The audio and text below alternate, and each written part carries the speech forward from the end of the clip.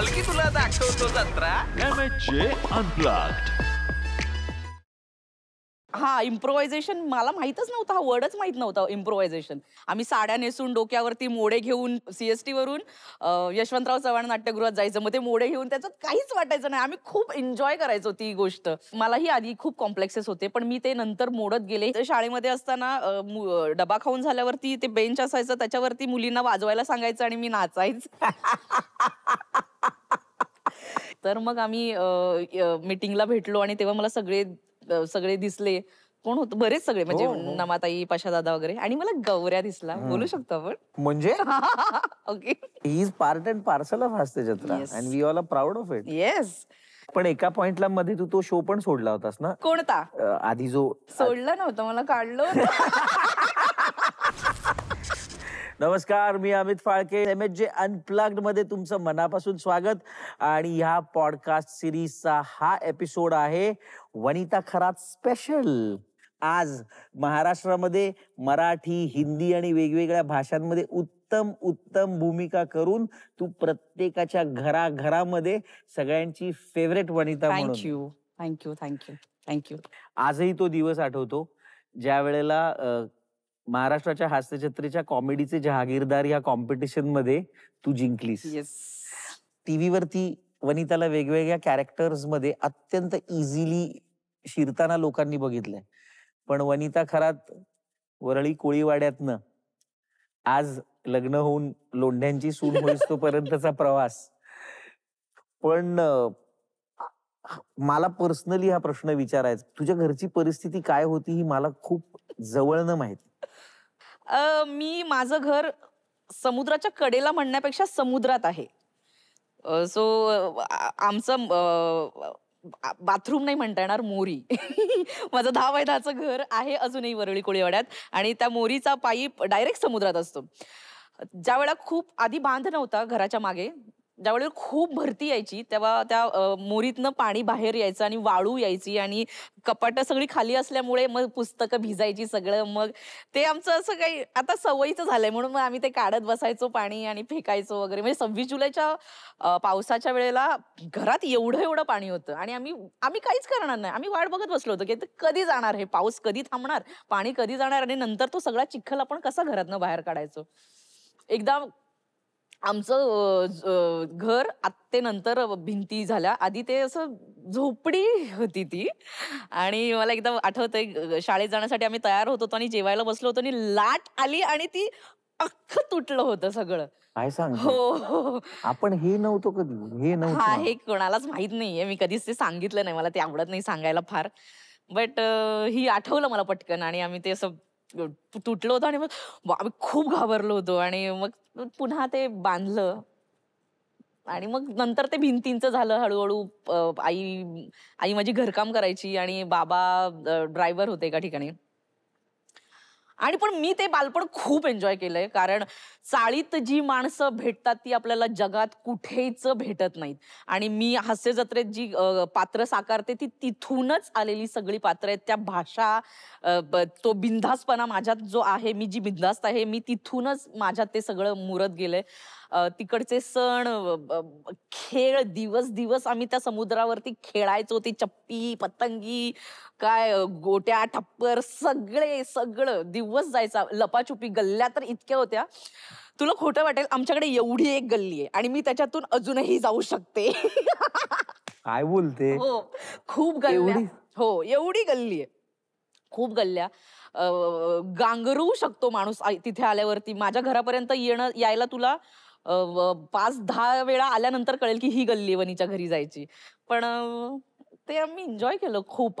छप्पर गळायचं, मग आमचं ते की वाट्या घ्या, टोपं घ्या, बादल्या घ्या, लावा कुठे कुठे गळतायत आणि मग त्या गॅपमध्ये झोपा.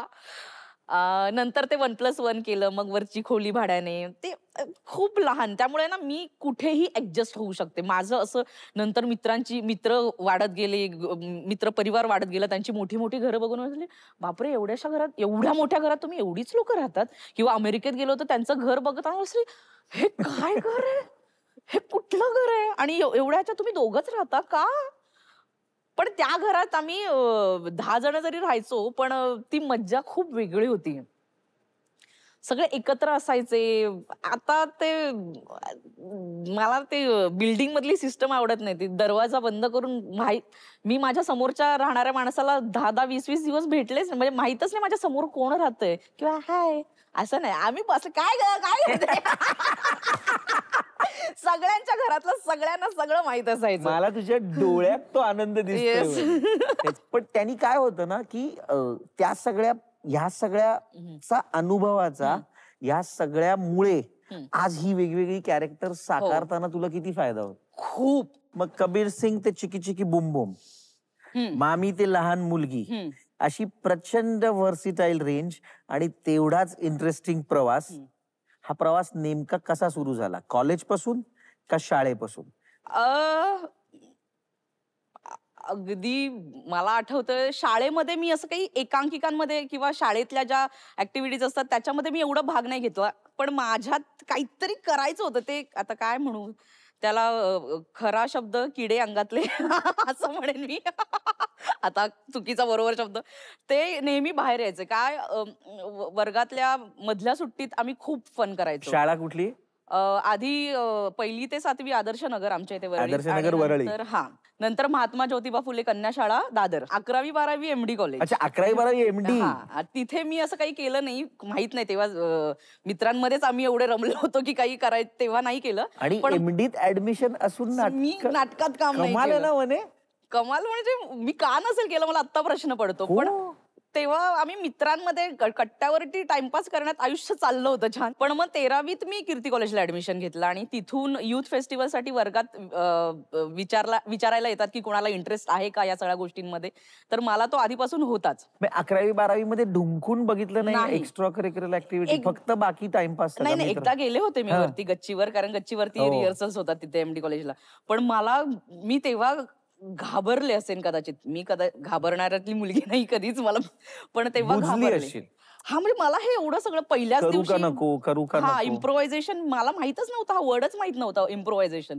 आणि तेव्हा पहिल्याच दिवशी करायला सांगितलं मी घाबरले की मला नाही येणार हे. म्हणून मग ते 11वी 12वी काय करायला सांगितलं होतं? ते सोलो काहीतरी परफॉर्म करायचं असतो, कारण आपण त्या माणसांना पहिल्यांदाच भेटत असतो. तर आपण काय करतो हे त्यांना माहित असायला हवं म्हणून सोलो. मला एकपात्रीची आधीपासूनच भीती होती. मी कधीच एकपात्री केलं नाही, अजूनही नाही केलं कधीच. त्यामुळे त्याची मला भीतीच वाटते. त्यामुळे मी ते नसेल केलं. आणि मग 13वीत कॉलेजमध्ये कीर्ती कॉलेजला मी गेलेच डायरेक्ट. आणि पहिल्या वर्षी मी मॉबची एकांकिका केली, जिथे मी अगदी जवळून जरी पाहिलं असतं तरी मी दिसले नसते. मी इतकी मागे होते त्या मॉबच्या एकांकिकेमध्ये. पण बाकी सगळ्या ऍक्टिव्हिटी करायला आम्हाला खूप मजा यायची. म्हणजे आम्ही साड्या नेसून डोक्यावरती मोडे घेऊन ते सीएसटी वरून यशवंतराव चव्हाण नाट्यगृहात जायचं. मग ते मोडे घेऊन त्याच्यात काहीच वाटायचं नाही. आम्ही खूप एन्जॉय करायचो ती गोष्ट. आणि मग INT, मग फायनल, मग जिंकणं, मग नाही येणं राऊंडमध्ये, बाहेर पडणं, या सगळ्या गोष्टी खूप इंटरेस्टिंग होत्या. हे FYचं पहिलं वर्ष. हो. पण दुसऱ्या वर्षी नाटकातच नव्हतीस? हो. ये क्या बात है. दुसऱ्या वर्षी आमच्या इथे प्रत्येक वर्षी बाहेरून डिरेक्टर येतात. तर त्या वर्षी आय थिंक विपुल दादा आला होता, विपुल महागावकर. आणि त्यांनी एकूट समूह ही एकांकिका केली होती. आणि त्या वर्षीच एक नवीन मुलगी आली होती. तर त्याने तिला विचारलं आणि मला नाही विचारलं. तर मला असं खूप राग आला होता की मला कसं नाही विचारलं, मी आधीपासून ग्रुपमध्ये आहे. आणि मग त्या रागामुळे मी त्या वर्षी काहीच केलं नाही वर्षभर कॉलेजमध्ये. मी बाहेरूनच केलं. मग काही जे काही करता येईल ते बाहेरून करायचं, कॉलेजमध्ये नाही करायचं. मी त्यांना मदत करायला पण नाही गेले. आता त्याचं वाईट वाटतं की असं नाही केलं. राग येत नाही, पण मला माहितीये तू रुसतेस. येस, मी रुसले होते. मला जितकी वनिता माहितीये, वनिता चिडली तर मग डेंजर सगळं.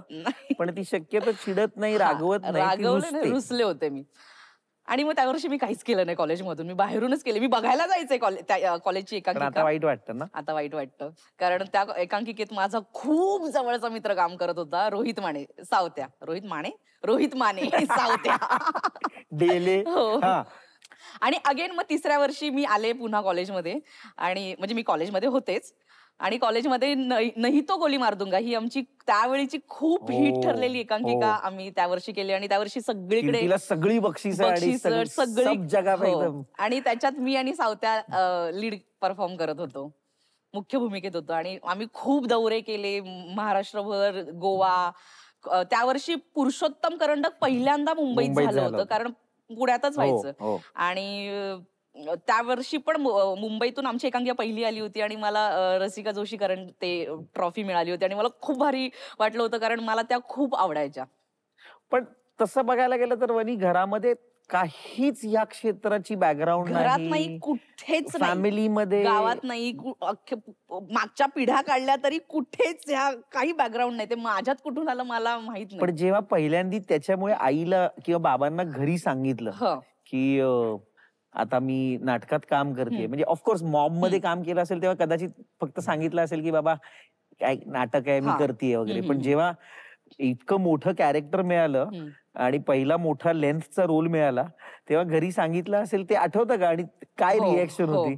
आमच्या घरात या क्षेत्राबद्दल अजूनही काहीच माहित नाही. त्यांना फार अज्ञान आहे ह्याच्याबद्दल की कसं असतं, काय घडतात, किंवा ते तेवढे हौशी पण नाही की जाणून घेतील की कसं असतं काय. ते दिसतं, छान वाटतं, त्याच्याबद्दल पहिल्यांदा सांगितलं होतं तेव्हा मला आठवतं की फोटोज द्यायला लागायचे. आता तर मोबाईलवरती सहजच होतं, पण तेव्हा फोटोज द्यायला लागायचे आणि त्याच्यासाठी मला फोटोज काढायचे होते. तर मम्मी म्हणे हे काय, हे का करते, हे नाही करायचं, हे असं कसं फोटोज आपले कोणाला तरी द्यायचे, ह्याला काय अर्थ आहे, हे नाही करायचं.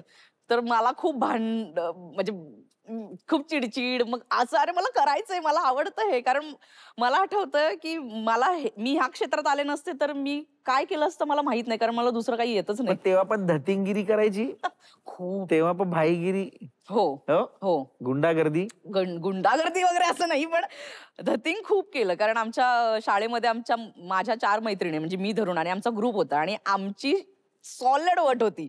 म्हणजे आमच्यावरती शिक्षकांचा अगदी डोळाच असायचा की 5 मिनिटं उशीर झाला पालकांना बोलव, कारण आम्ही खूप मस्ती करायचो शाळेमध्ये. एखादा कारनामा सांग ना. कारनामा काय सांगू मी. मधल्या सुट्टीत शाळेमध्ये असताना डबा खाऊन झाल्यावरती ते बेंच असायचं, त्याच्यावरती मुलींना वाजवायला सांगायचं आणि मी नाचायचं. ह्याच्यात काय मजा यायची त्यांना पण आणि मला पण, मला माहित नाही, पण आम्ही दर दिवशीचा ठरलेला आयटम असायचा आणि त्याच्यावर आम्ही कसेही नाचायचो. मुलींचीच शाळा होती ती पूर्ण, तर त्यांनाही मला तो दिवस, ती गोष्ट मला अजूनही आठवते एकदम स्पष्ट.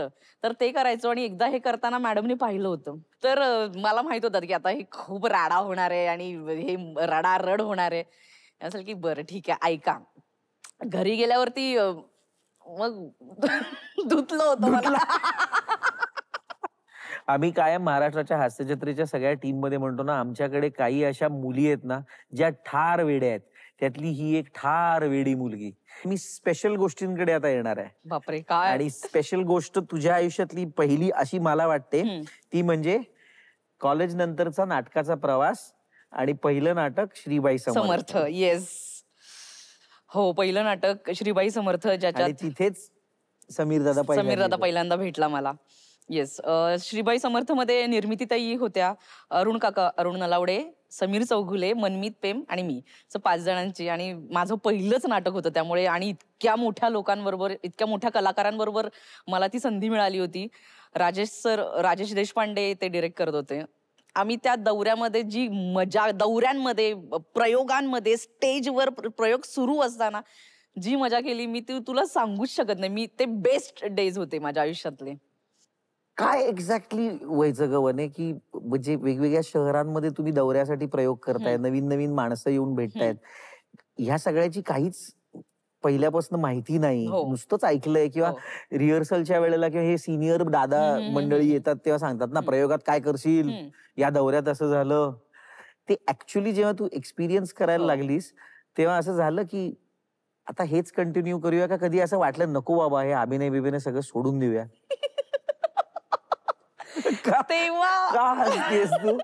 तेव्हा मला कधीच असं वाटलं नाही की आपण हे सगळं सोडून देऊया, कारण त्या इतक्या भारी गोष्टी आहेत की आपल्यामुळे कुणाला तरी इतका 2 तास आनंद मिळतोय, मनमुराद हसतायत, आणि ती आपल्यामुळे होतीये गोष्ट, तर ह्याच्यापेक्षा भारी सुखावणारी गोष्ट काहीच नसू शकते असं मला वाटतं.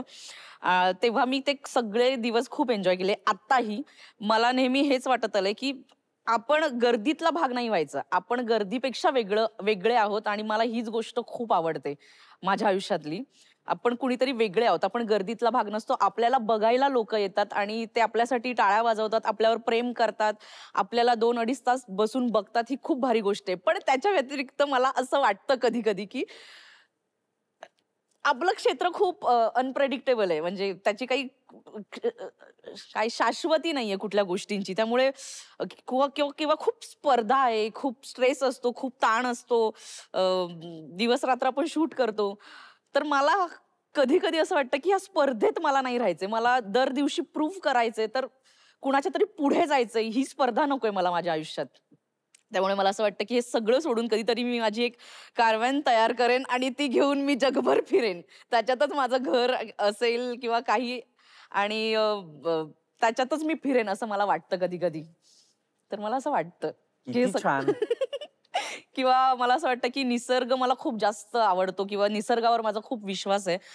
तर कुठेतरी गावाकडे जमीन घेईन, शेती करेन तिथे. स्वतःची फळं, फुलं उगवेन, ते विकेन, त्याच्यातनं पैसे कमवेन आणि आनंदात राहीन असंही वाटतं कधी-कधी मला. तथास्तु. Thank you. पण हा खूप पुढचा प्लॅन आहे. आत्ता मला हे सगळं करायला खूप आवडतंय. पण आता हे सगळं करायचं म्हटल्यानंतर स्पर्धेला सामोरं जायला हा लागणार. ते जातोच आहे की इतकी वर्ष आणि हो नाही, रुसवे फुगवे. येस.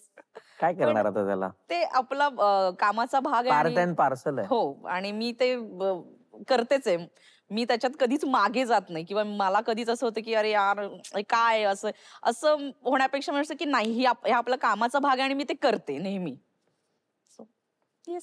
माझ्या मते फक्त शांतपणे झोपलेली असते तेव्हा वनी कामाबद्दल विचार करत नाही, नाहीतर 24 तास कामाबद्दल विचार करत असते. मी असं मोबाईल माझं मध्ये पण ऑब्झर्वेशन आहे. येस तू मला म्हणत असतोस ना, तू मोबाईल मध्ये बघतो ना अशी का बघतेस आपण नॉर्मल बघतो ना तेव्हा पण माझ्या डोक्यात काहीतरी सुरू असतं मी मोबाईल मध्ये पण अशीच बघते इतक्या आठ्या असतात. अगं माणसांकडे पण बघताना असं बघतेस अरे तू. नाही तेव्हा माझ्या डोक्यात विचार सुरू हो असतात. ना, पण आम्हाला कसं कळणार? हा ती चूक आहे माझी. आपण काहीतरी वनिताशी बोलतोय आणि ती असं, तर आपल्याला असं वाटतं ही आपल्यावरती डाऊट घेऊन आपल्याशी बघतीये अरे का काय करते. होय, अरे काहीतरी वेगळं सुरू असतं. तू नेहमी सेटवरच भेटतोस आम्हाला आणि पण आता तेव्हा काय? स्किटचा खूप विचार असतो डोक्यामध्ये त्यामुळे असं होत असेल. आणि आपण MSG लाईव्हला जेव्हा बाहेर कधी गेलोय तेव्हा स्किट नंतर आपण तेव्हा काय मी कधीच करतो? तुला असं भेटले पण नसेल. तेव्हा आपण काय करतो? माझ्याकडे खूप सारे फोटोज आहेत वनिता खरंच एअरप्लेन मध्ये अशा झोपलेल्या. माझं झोपेवर खूप प्रेम आहे. प्रचंड. झोपेवर आणि खाण्यावर. येस. आणि ते मी करते जेव्हा मी काहीच करत नसते तेव्हा मी झोपलेले असते कारण मला खूप आवडतं झोपायला. तुझ्या आवडत्या विषयाकडे मी येणार आहे, पण त्याच्या आधी मला विचारायचं आहे, हा. त्या विषयाकडे जाण्याआधी हम्म. हास्यचित्रेची सुरुवात कॉमेडीच्या जहागीरदारनी झाली हा. आणि तिथनं पुढे हास्यचित्रेचा प्रवास आजही चालू आहे, तो असाच चालू राहणार आहे. Yes. पण आयुष्यामध्ये मोठे गोस्वामी कधी आले?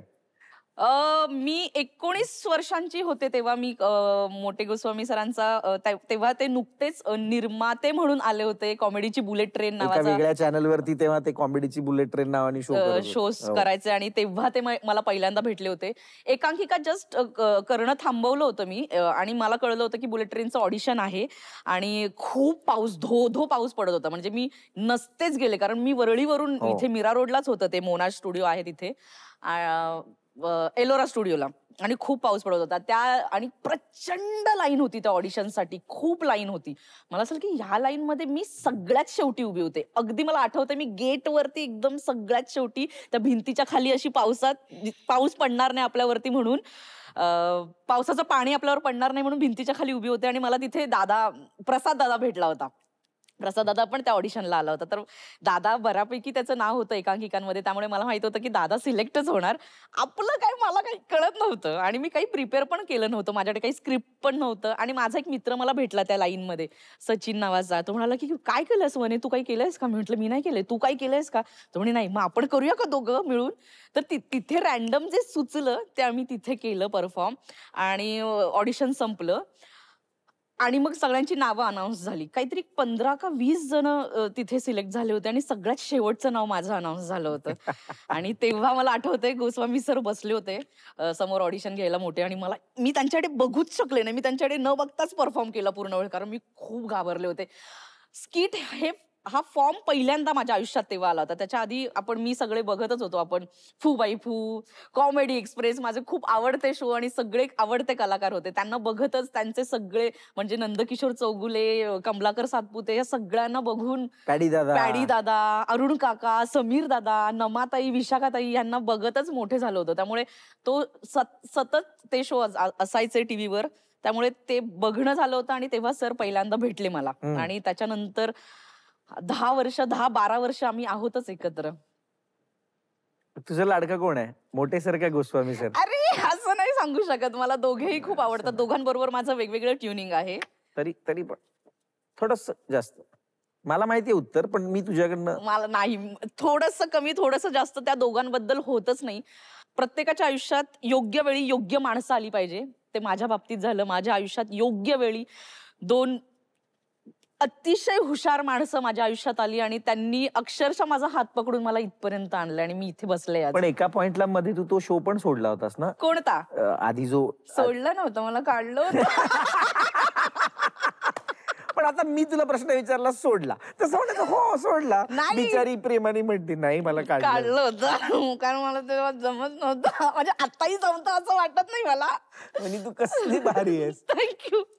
पण 100 एपिसोड नंतर ते वर्कआउट होत नव्हतं आणि मला सरांनी ते प्रामाणिकपणे सांगितलं होतं आणि मला ते आवडलं होतं की हा ठीक आहे, नाही जमू शकत कारण तो एक शो आहे आणि त्यांना त्यांचं हे सगळं व्यावसायिक आहे आणि ते बरोबर विचार करतात. आणि त्याच्यानंतर मी नाटक करायला लागले होते आय थिंक. हो, आणि तेव्हा मी बाहेर पडले आणि समीर दादा इन झाला होता कॉमेडीची बुलेट ट्रेन मध्ये. येस, तो 100 एपिसोड नंतर आला होता आणि मी 100 एपिसोडच काम केलं आणि मग आम्ही नाटक करायला लागलो. आणि मग त्यानंतर परत 2018 मध्ये हा, तर 2018 मध्ये मला मोठे सरांचा फोन आला. तर मग आम्ही मीटिंगला भेटलो आणि तेव्हा मला सगळे दिसले. कोण होतं, बरेच सगळे, म्हणजे नमाताई, पाशा दादा वगैरे, आणि मला गौऱ्या दिसला. बोलू शकतो आपण म्हणजे?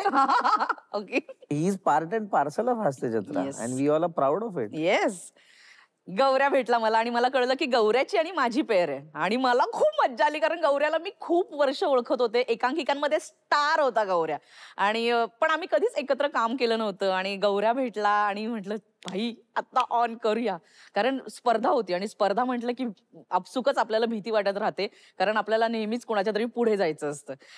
तर ती स्पर्धा सुरू झाली आणि आम्ही पहिल्या दिवशी ठरवलं होतं, रादर आम्ही भिंतीवर असं लिहिलं होतं की महाराष्ट्राची हास्य जत्रा पहिल्या पर्वाचे विजेते गौरव मोरे आणि वनिता खरात, असं लिहिलं होतं आणि आम्ही ते केलं. तर आमच्या दोघांचा स्वभाव इतका सेम होता. आम्ही एकदम मनमुराद हसणारे, खूप मोठ्याने सगळ्यांना अप्रिशिएट करणारे आणि आम्ही खूप असे एक्स्ट्रोवर्ट पर्सन आहोत. त्यामुळे आमचं ते वाईब खूपच छान जुळलं होतं आणि नंतर आमच्यात भोजने आला आणि मग तर धम्मालच करायचो आम्ही. आम्हाला फार रिहर्सलची गरज नाही लागायची कारण तिघांचं ठरलेलं असायचं.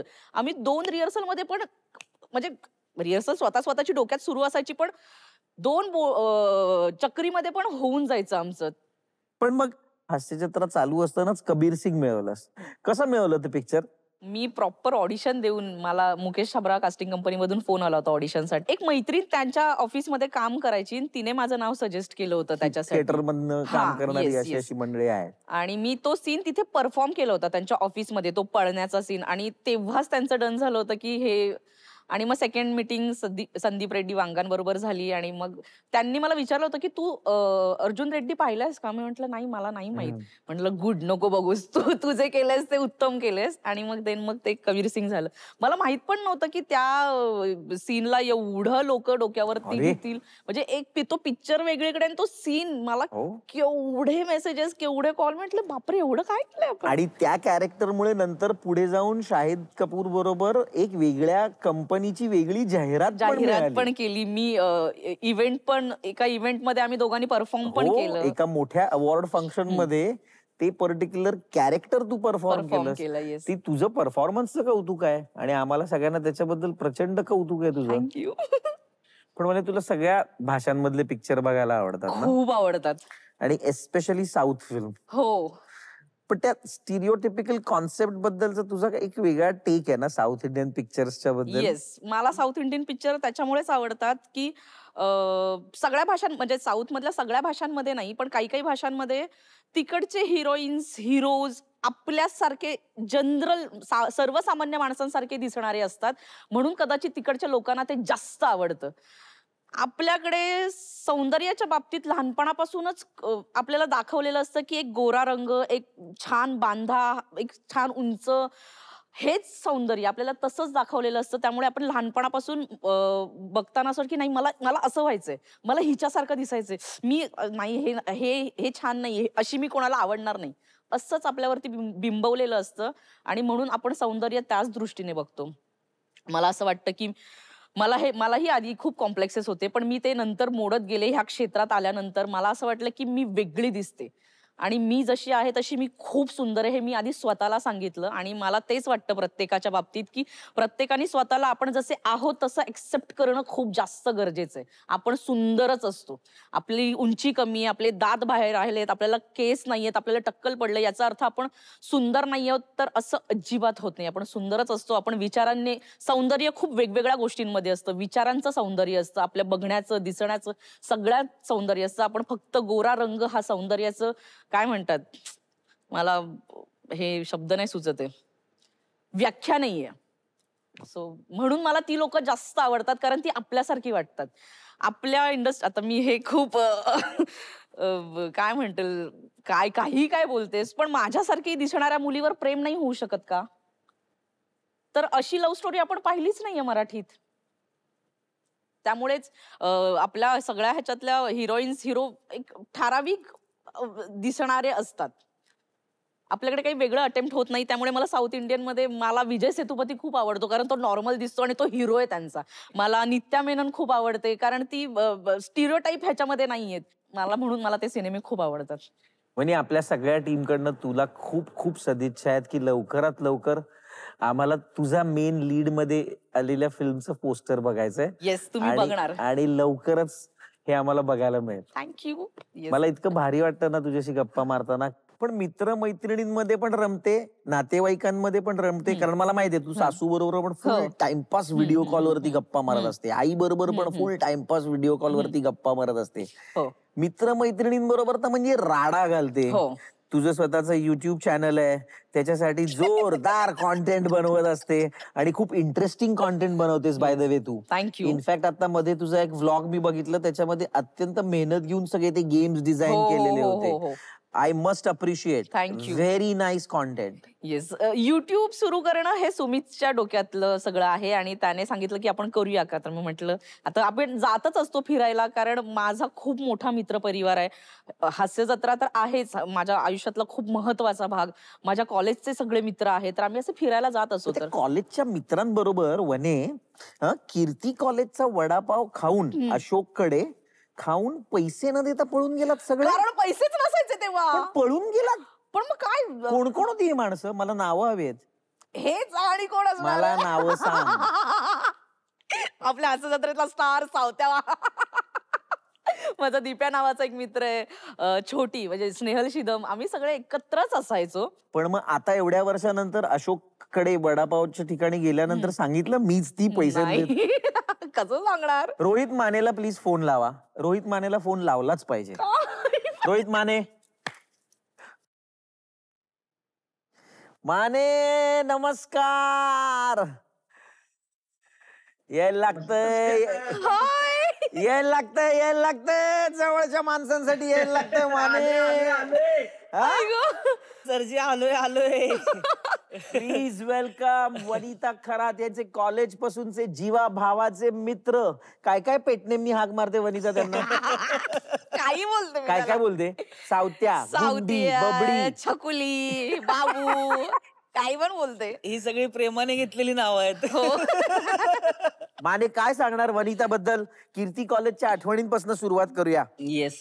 कीर्ती कॉलेज मधली वनिताची पहिली भेट कशी होती आणि वनिता कशी होती? कीर्ती कॉलेज मधली वनिता म्हणजे आता महाराष्ट्राला वनिता माहिती आहे, अख्खा महाराष्ट्र वनिताला ओळखतो. तिला सगळे हास्य जत्रेचं वादळ बोलतात. पण वनिताला पहिला कॉलेजमध्ये पाऊल ठेवल्यानंतरची वनिता मी बघितली. एक लाजरी बुजरी मुलगी, जिला म्हणजे आता काय होणार आहे आपल्या आयुष्यात इथनं प्रश्न पडलेला एक चेहऱ्यावर. आणि मी नाटकात काम करणार आहे, तर मग काय असणार आहे, कसं होणार आहे, माझं काय होणार आहे, काही माहित नसलेली, आई शपथ खोटं सांगत नाही, लाजरी बुजरी वनिता आणि आत्ताची वनिता हा म्हणजे डोंगरा एवढा चेंज आहे. म्हणजे मला वाटतं की दोन वेगवेगळी माणसं माझ्या आयुष्यात आहेत. पण ती बोलताना सुद्धा अशी खूप लाजरी बुजरी होती की आता कसं होणार, काय होणार, अशी वनिता होती. पण रोहित, वनिताची अशी एखादी सवय आहे का रे की जी वर्षानुवर्ष तशीच आहे?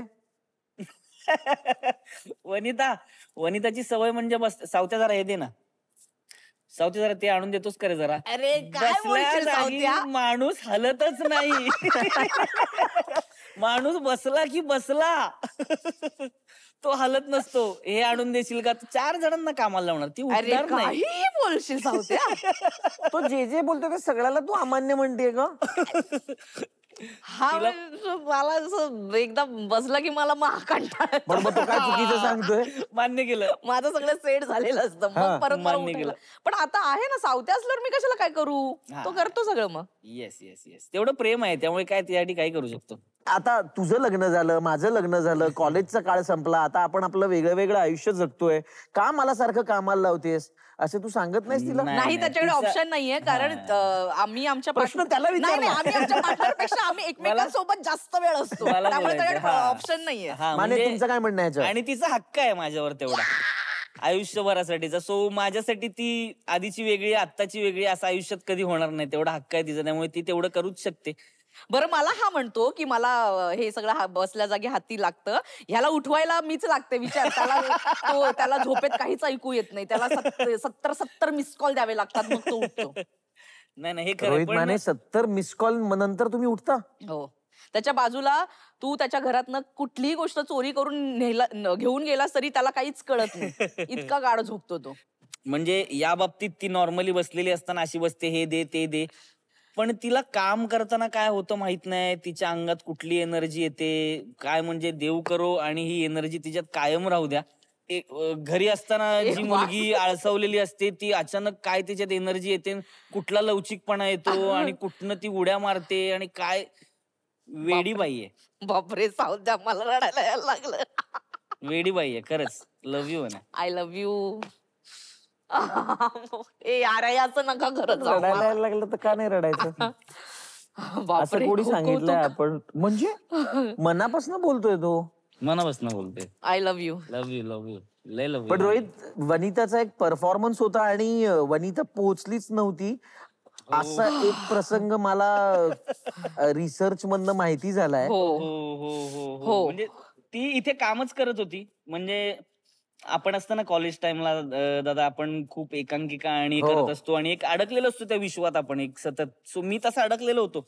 पण तिला लवकर कळलं होतं की आपण आता इथून बाहेर जाऊन काम केलं पाहिजे, मोठी कामं केली पाहिजेत. सो ती लवकर बाहेर कामं करायला लागली आणि ती एका सिरियलचं शूट करत होती. सो आमचा नाही तो गोली मार दूंगा नावाची आमची एकांकिका कीर्ती कॉलेजची, आणि प्रयोग सुरू होणार आहे, परीक्षक येऊन बसलेत आणि वनिताचा फोन लागत नाहीये, वनिताचा फोन बंद आहे आणि वनिता फक्त बोललेली की मी येणार. या एका वाक्यावरती सगळं लोक थांबून राहिले आणि वनिता येते की नाही आम्ही इथपर्यंत पोहोचलेलो की परीक्षकांना जाऊन सांगायचं, सर माफ करा आम्हाला नाही आम्ही प्रयोग करू शकत आहे, आम्हाला स्पर्धेतनं काढून टाका. आणि वनिता आली. वनिता जशी आली तशी वनिताने बॅग टाकली आणि डायरेक्ट स्टेजवर आणि परफॉर्मन्स सुरू झाला. हो आणि आम्ही जिंकलो. येस, नंबरात आलो. मी म्हंटल ना ती आली की वादळ, म्हणजे वादळ सुटतच मग नंतर. नाही, म्हणूनच पॉडकास्ट वनिता बरोबर करायचंय म्हटल्यानंतर रिसर्च टीमनी हे पहिलं ठरवलेलं होतं की ह्या पॉडकास्ट मध्ये रोहित पाहिजे म्हणजे पाहिजे. हा म्हणजे इम्पॉर्टंट म्हणजे आयुष्यात मला कुणाचाच नंबर पाठ नाहीये. मला सावत्याचा नंबर पाठ आहे. म्हणजे मला असं वाटतं की जेव्हा कधी मी असं विसरायला लागेन गोष्टी, असं कधी माझ्या बरोबर झालं तर एकच गोष्ट आयुष्यात राहील की सावत्याचा नंबर. यार हे नका करत जाऊ यार. म्हणजे मला दादा असं म्हणायचं की वनिता ही माझ्या आयुष्यातली अशी व्यक्ती आहे, म्हणजे एक बायको आपली पार्टनर आपल्या बरोबर असते ती असतेच, पण ही अशी मैत्रीण आहे ना की मी आयुष्यात कुठल्याही अडचणीत अडकलो किंवा मला कसलाही प्रॉब्लेम असेल तर माझ्या आईबाबांच्या बरोबरीने जर माझ्यासाठी कोण उभं राहील तर ती वनिता आहे, किंवा माझ्या बायकोच्या लेवलला येऊन जर कोण उभी राहील तर ती वनिता आहे. आणि मला माहिती आहे की मला ती कुठल्याही अडचणीत नसेल किंवा कुठल्याही आनंदाच्या प्रसंगात असेल, म्हणजे वनिता शिवाय आयुष्यात एक पण गोष्ट माझी कम्प्लीट होऊ शकत नाही. आणि ती मला आयुष्यभर अशीच सोबत पाहिजे, कारण आम्हाला आयुष्यात लय काय काय करायचंय अजून. I love you. बस बहुत रुला दिया भाई. बस हो गया. रोहित, माझी खरं तर इच्छा नाही की हा व्हिडिओ कॉल इथेच थांबवावा, पण मी वनिता बरोबर पुढेही गप्पा मारणार आहे. पण ही मैत्री बघून, हे प्रेम, हे बॉन्डिंग बघून मला कायम आणि कायम आपल्या हास्यजत्रेच्या सगळ्या टीम बद्दल एकमेव गोष्ट सांगावीशी कायम वाटते ती म्हणजे we all are really proud of you. Thank you. हे बॉन्ड्स, हे प्रेम, हे असं एकमेकांसाठी कधीही कुठेही असणं हे खूप इम्पॉर्टंट आहे. Thank you. Yes. Thank you so much. Thank you sir, thank you so much. I love you Anita. बोलूया आपण. I love you. थँक्यू.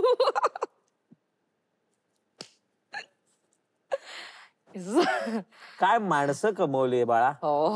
हा, थँक्यू. किती छान. थँक्यू. आता थोडा माहोल लाईट लाईट करून येस. टाकूया. हा. हा? हा.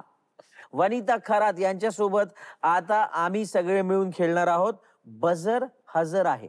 ओके. आमच्याकडे काही प्रश्न आहेत. हा. तुझ्याकडे एक बटन आहे. हम्म. त्या बटननी बेल दाबायचे म्हणजे बझर दाबायचंय. नाही असेल तर पास करायचं, हो असेल तर बझर दाबायचं. ओके. पण हा. कहाणी में ट्विस्ट असा आहे, हा. दोन्ही कंडिशन्स मध्ये हा. कारण मात्र सांगावं लागेल. अरे का? हाच तर गेम आहे. रेडी? बरं, ready. Yes. So let's play buzzer हजर हजर आहे. आहे. ओके. हे सोप्पं आहे. हे Okay. घ्या. हा बझर आहे तुमच्याकडे. हम्म. बझर हजर आहे राऊंडचा पहिला प्रश्न आहे वनिता. ओके. तुला दर आठवड्याला 1,00,000 रुपये मिळतील, हा. पण त्याबद्दल खाल्लेल्या कुठल्याच पदार्थांची चव लागणार नाही. का असं देणार? ए नाही, हे पास आहे. पास. हा. का? कारण माझं खाण्यावर प्रचंड प्रेम आहे. तुम्ही मला 1,00,000 नका देऊ, पण मला ते चवीचं खाद्य द्या प्लीज. पण चवीच्या खाण्याबद्दल जर आपण बोलायचं झालं हा. तर फूड जॉईंट्स मध्ये वनिता खराचे टॉप 10 फूड जॉईंट्स काय आहेत? Top 10 food joints. माझं माशांवरती प्रचंड प्रेम आहे. मला सगळ्यात 1 नंबरवरती माझं आवडतं खाद्य ते सगळ्यांना माहितीये, पिठी भात आणि सुका बांगडा भाजलेला. बास. ह्याच्यावरती विषय कट. ह्याच्या पुढे काही नसू, ह्याच्यापेक्षा बेस्ट खाणंच नाहीये काही, असं मला खूप वाटतं. तर मला मोहम्मद अली रोडला जाऊन सगळं खायला आवडतं. म्हणजे शालीन- कबाब, मोहम्मद अली रोडच्या त्या कॉर्नरचं मालपोहा. मालपोहा, ते बरोबर. आणि ती मोठी रोटी असते आणि ते माहीमला जाऊन दर्ग्याच्या बाजूला जे सगळं आहे ते कबाब्स आणि माउथ मेल्टिंग असतात यार. ते सगळं खायला आवडतं मला. बाबा फालुदा आवडतो आणि प्रकाशचा वडा आवडतो जाऊन खायला तिथे. तिकडचं वाटाणा पॅटीस खायला आवडतो. ठाण्यात गडकरीच्या खाली आता ते रेस्टॉरंट आहे, तिकडचे पॅटीस खायला आवडतात मला. अच्छा, तिथलं पॅटीस छान आहे. हो. ओके. मला ठाण्यात गजाननचा वडापाव खायला खूप आवडतो, कारण त्याच्यासोबत एक चटणी येते अशी पिठल्यासारखी. हो. ती खूप भारी लागते. त्या चटणीसाठी मी तिकडचा वडापाव खायला जाते. मी हार्डकोर नॉन व्हेजिटेरियन आहे आणि मासे आमच्याकडे असतातच. नसेल त्या दिवशी खरं नाही. म्हणजे बुधवार, शुक्रवार, रविवार आमच्याकडे असं मासे झालेच पाहिजे, नाहीतर मग सगळ्यांची तोंड वाकडी. स्पेशल मासे. स्पेशल मासे म्हणजे तुम्हाला सौंदाळा नावाचा सौंदर्ण म्हणजे इतका भारी मासा मी कधीच. वनी तुला माहितीये मला किती आवडतं खायला. येस. हो. आपण परदेश दौऱ्यात जे खाल्लंय आणि तुम्हाला खाऊ घातलंय त्याबद्दल थँक्यू सो मच. क्लॅम चावडर, ज्याचं मला नाव पण बोलता येत नव्हतं, ते तुम्हाला खाऊ घातलंय. बॉस्टन मध्ये. बॉस्टनमध्ये. बॉस्टनच्या क्विन्सी मार्केट मध्ये जे क्लॅम चावडर क्लॅम मिळतं चावडर, तसं हो. क्लॅम चावडर कुठेच मिळत आणि नाही. तू सांगितलं होतंस अख्ख्या दौऱ्यामध्ये, तू सांगत इथे जाऊन हे खायचंय आपल्याला, इथे जाऊन हे खायचं, आणि तिकडे जाऊन पण आपण ते खातच होतो. आणि ते त्याच्यासाठी थँक्यू. सिरियसली. पुढचा प्रश्न. हा प्रश्न इंटरेस्टिंग आहे. ओके. आणि तू केलेल्या तुला आवडणाऱ्या कॅरेक्टर्स पैकी पण कॅरेक्टर्स साठीचा हा प्रश्न असू शकतो. ओके. कारण एक भलं मोठं शेत मिळेल, सुपीक जमीन मिळेल, हा. त्यात मामनजी नसतील, पण त्या बदल्यात अभिनय पूर्णपणे सोडावा लागेल. नाही. नाही. हे दाबायचं की नाही दाबायचंय मला? नाही. हे शक्य नाही. मामांजी तर लागणार. आणि अभिनय म्हणजे मामांजी आणि अभिनय हे कॉम्बिनेशनच आहे ना, त्यामुळे ते नाही मिळालं तरी चालेल, पण ह्या गोष्टी पाहिजे. पण त्यापेक्षा मला असं हा. वाटतं की मगाशी जे तू सांगितलंस ना, ती फार मस्त आयडिया आहे. हो, ती आयडिया आहेच की की मी कॅराव्हॅन करणारच पाहिजे, आहे.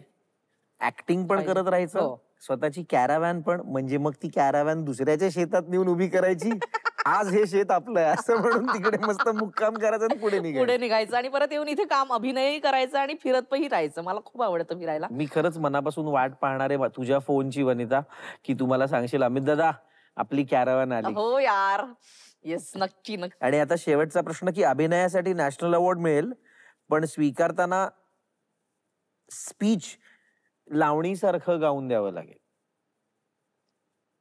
हो, मग गायला लागेल. हे मला गाता नाही येत, पण माझं लावणीवर खूप पण प्रेम आहे. मग गाता नाही आलं तरी सुद्धा एक बेसिक झलक द्यावीच लागेल ना. स्पीच ह्याच्यातनं रिटर्न घेतील वाटतं ते नॅशनल. नको आत्ता नको. हा, हॉलिवूडचं पिक्चर आलंय हा, आणि हास्यचित्राचं तुझं शेड्यूल शेड्यूल लागले लागलंय. आता त्यातल्या त्यात काय तुला पेचात टाकणारा प्रश्न मी विचारणार. पण हा सोपा प्रश्न आहे, कारण मोठे गोस्वामी सर आपलं प्रोडक्शन खूप भारी आहेत आणि ते आम्हाला कधीच असं अडवून ठेवत नाही की नाही नाही तुम्ही हे नाही करायचं, असं कसं तुमचं हे कमिटमेंट आहे. तेही काम आहे, हेही काम सोनी आहे. मराठीची लोक पण नाही अडवत. हो, आवडतं. आवडतात नाही, अडवत. अडवत नाही. हो, सो ऑफकोर्स कोणीच अडवत नाही. आणि जेव्हा जेव्हा आम्हाला अशा संध्या आल्यात त्यांनी आम्हाला नेहमीच पुश केलं आणि प्रोत्साहन दिलं या गोष्टींसाठी. त्यामुळे ते जाणारच नाही माझ्याकडून, मला माहिती आहे. आणि हास्य जत्रेसोबत ते करतच राहीन मी. ही होती हजर जबाबी वनिता खरात. बझर हजर आहे राऊंड मध्ये. द्या बझर. थँक्यू. थँक्यू. म्हणजे फारच मजा येते यार. थँक्यू. आणि किती नाही म्हटलं तरी पॉडकास्टच्या शेवटाकडे जायला लागेल. ओके, बरं. मला सांग, वनिता जर अभिनेत्री नसती तर काय असती? माहित नाही मला, कारण मला दुसरं काही, मला काहीच येत नाही. मला लॅपटॉप पण ऑपरेट करता येत नाही. सो मी काय केलं असतं मला माहित नाही. मी क्लासेसमध्ये असताना मला आमच्या एक मिस होत्या, त्या वकील होत्या. सो मला तेव्हा असं वाटायचं की मी वकिली करू का, पण मी काहीच करू शकले नसते. मी नंतर मला असं वाटायचं की मी कोहिनूर इन्स्टिट्यूटला ऍडमिशन घेऊ का, जिथे शेफ असतात. हॉटेल मॅनेजमेंट केली असती, पण त्याची फी खूप जास्त होती, त्यामुळे ते काय तेव्हा होणार नव्हतं. पण माझे सगळे मित्र असं म्हणतात की तू छान भांडी घासतेस. तर मी त्याच्यात करिअर केलं. पण वने एवढी वेगवेगळी कॅरेक्टर्स तुला हास्यचित्रेच्यामुळे करायला मिळतात. नाटकामध्ये एक वेगळं कॅरेक्टर तू करतेस आणि वनिताचं नाटक खूप छान चाललंय. ज्यांनी ठरता ठरता ठरेना पाहिलं नसेल त्यांनी आवर्जून वेळ काढून लवकरात लवकर तुमच्या जवळच्या नाट्यगृहामध्ये ठरता ठरता ठरेनाचा प्रयोग पहा. तू पण ये. हा, मी नाटकाचं प्रमोशन करतोय, त्यात वरती मला टोमणे मारतेस की मी अजून प्रयोगाला आलेलो नाही. तुला आमंत्रण मी दिलं येणारच की तू आहे. ये. पण एखादं ड्रीम कॅरेक्टर काय असेल वनिता खरातसाठी? ड्रीम कॅरेक्टर, मी काही वर्षांपूर्वी सर नावाची एक फिल्म पाहिली होती. त्याच्यातली तिलोत्तमा शो मला प्रचंड आवडते. मला तिच्यासारखं काम करायला खूप आवडेल, किंवा तो जो रोल होता मला तसं काम करायला आवडेल. आणि वनिता खरातसाठीचं ड्रीम प्रोजेक्ट काय असेल? मला ना नेहमी तुम्ही मला हास्य जत्रेमध्ये या धतिंग करताना बघितलंय. मी स्क्रीनवरती कधीच रोमांस केलेला नाहीये. होय होय. आणि मला तो करायचा आहे. म्हणजे मी कधीच असाच ऑनस्क्रीन कुठल्याच माध्यमांमध्ये रोमॅन्स केलेला नाहीये आणि तो मला करायचा आहे. मला ते स्वतःचं रूप उलगडून बघायचं की मी हे करू शकते का मोठ्या स्क्रीनवरती. मी हिरोईन नाही मला नाही म्हणायचं की हिरोईन, पण ते पात्र असेल ज्याच्यात मी मुख्य भूमिकेत असेल आणि माझ्या अवतीभोवती सगळ्या गोष्टी घडत असतील. हे सगळ्याच कलाकारांचं स्वप्न असतं. तर मला ते तसं मला स्वतःला बघताना खूप आवडेल. आणि वनिता एक गोष्ट जी बदलावीशी वाटते ती काय असेल? अभिनयाच्या बाबतीत विचारशील किंवा कास्टिंगच्या बाबतीत विचारशील तर आपल्याला नेहमी जे कास्ट करतात ते स्टिरियोटाइप करून टाकतात, किंवा आपण आपल्या बॉडीवरून जज होतो की मी अशी आहे तर मी नेहमी आईच्याच भूमिकेत दिसेन.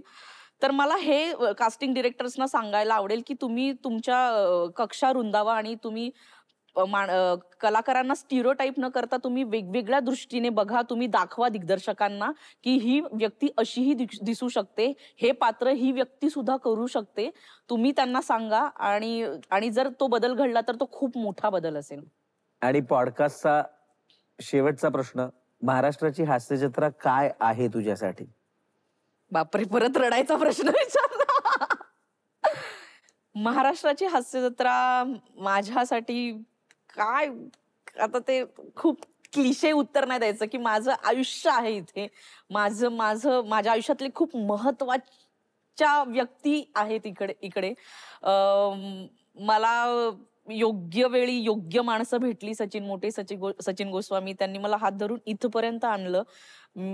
माझ्यावर प्रेम करणारा इतका मोठा वर्ग तयार झाला हास्य जत्रेमुळे. मला आर्थिकदृष्ट्या मी काही स्टेबल झाले.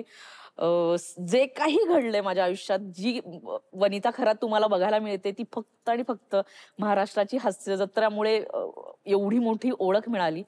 तर खूप महत्वाचा भाग आहे महाराष्ट्राची हास्य जत्रा माझ्या आयुष्यात. So thank you so much Sony Marathi, तुम्ही, मोठे गोस्वामी आणि माझे सगळे सहकलाकार ज्यांनी मला इथपर्यंत आणले. तर प्रेम, हास्य जत्रा, आयुष्य, काय मला एका शब्दात आपण डिस्क्राईब नाही करू शकत हास्य जत्रेला. वनिता खरात बरोबर गप्पा मारून आज इतकं बरं वाटतंय की आज आम्ही फूड टूर करून आलो, आज आम्ही वरळी सीफिशला जाऊन आलो, आज आम्ही कीर्ती कॉलेजला जाऊन आलो आणि ह्याच बरोबर आज नेहमीप्रमाणे हास्याचा हा धबधबा आहे, त्या हास्याच्या धबधब्याला अश्रूचा धबधबा पण लागू शकतो, हे रोहित मानेच्या व्हिडिओ कॉलच्या वेळेला पण आम्ही बघितलं. वनिताच्या ह्या सगळ्या बाजूंमुळेच वनिता हास्य जत्रेचा एक इम्पॉर्टंट भाग आहेच, पण आमच्या सगळ्यांच्या आयुष्याचा आणि तुमच्या सगळ्यांच्या आयुष्याचा सुद्धा एक महत्वाचा भाग आहे. तिच्या कारकिर्दीसाठी, तिच्या नवीन नवीन भूमिकांसाठी, नवीन नवीन नाटकांसाठी सोनी मराठी, वेट क्लाउड, महाराष्ट्राच्या हास्य जत्रेच्या संपूर्ण टीम कडून खूप खूप खूप सदिच्छा. थँक्यू. बापरे. MHJ अनप्लग्ड पाहत राहा आणि सोनी मराठीचे डिजिटल प्लॅटफॉर्म्स लाईक, शेअर आणि सबस्क्राईब करत राहा. टेबलावरनं माझा पाय सटकला आणि माझं लिगामेंट टिअर झालं. 2 नाटकं, 2 सिरियल, 1 सिनेमा सेट झाले लाईफ. आणि त्याच रात्री बाबा गेले. इथे असं वाटलं की संपलंच. अख्खा व्हाईट कॉस्ट्युम माझा लाल होत गेला. आय वॉज लाईक, खांडेकर तुम्ही एकटेच घरी बसलात. काहीतरी तक्रार असली पाहिजे ना यार. तक्रार खूप असते. प्रेझेंट सरप्राईज आहे. हलकी तुला दाखवतो जत्रा. MHJ Unplugged.